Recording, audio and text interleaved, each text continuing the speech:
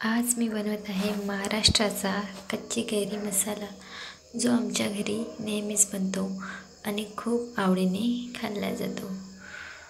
कच्ची कैरी आता उन्हाळा सुरू झाला आहे आणि कच्ची कैरी मार्केटमध्ये भरपूर आली आहे।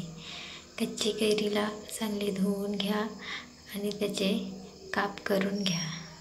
चांगले स्लाइस केल्यावर त्याला मसाला टाकून मिक्स करा। मसाल्यामध्ये तुम्ही मिरची पावडर, हळदी पावडर आणि खूप सारे मीठ टाका आणि चांगला मिक्स करून त्याला शेक करून घ्या आणि तुमचा कच्ची कैरी मसाला, जो महाराष्ट्राचा फेमस आहे, तो रेडी।